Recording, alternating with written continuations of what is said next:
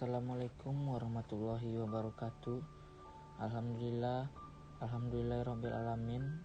Assalatu wassalamu ala asrofil anbiya'i wal mursalin wa ala alihi washabihi ajmain. Amma ba'du. Pertama-tama marilah kita ucapkan puji dan syukur kita kepada kehadirat Allah Subhanahu wa taala yang telah melimpahkan rahmat dan karunia-Nya kepada kita.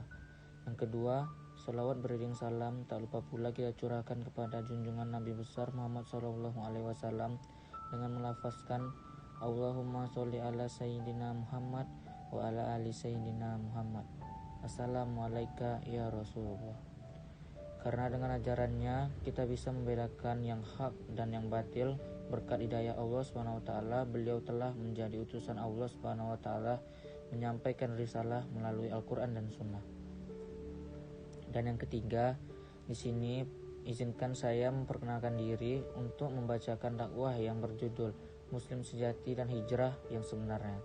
Seseorang dikatakan atau disebut Islamnya sempurna, cirinya apabila dalam hidup ini senantiasa menyelamatkan orang sesama muslim lainnya, baik dari gangguan lidahnya maupun tangannya.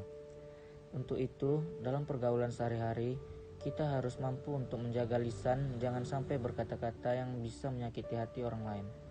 Dan juga jangan sampai tangan kita menyakiti orang lain. Disebut juga yang sempurna Islamnya bila dalam kehidupan ini senantiasa meninggalkan pekerjaan jahat dan beralih kepada kebijakan. Dan inilah dinamakan hijrah yang sebenarnya. Dalam hal ini Nabi SAW bersabda, yang artinya orang yang sempurna Islamnya ialah orang yang menyelamatkan orang Islam lainnya dari gangguan lidahnya dan tangannya, dan orang yang berhijrah sebenarnya itu ialah orang yang meninggalkan apa yang dilarang oleh Allah SWT.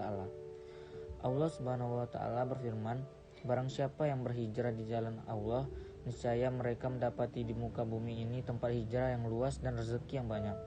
Barang siapa yang keluar dari rumahnya dengan maksud berhijrah kepada Allah dan Rasulnya, kemudian kematian menimpanya atau sebelum sesampai ke tempat yang dituju, maka sungguh telah tetap pahalanya di sisi Allah.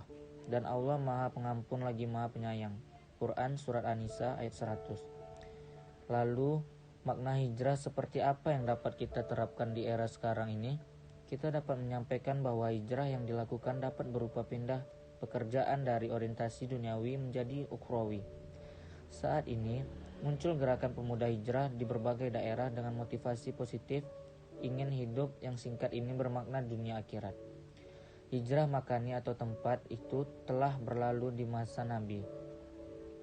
Sekarang mari menjadi pribadi yang selalu pindah dari kebiasaan buruk beralih menjadi muslim sejati yang berharap ridho dan maghfirah Allah Subhanahu wa taala. Hijrah perbuatan inilah yang dapat kita lakukan di zaman sekarang ini.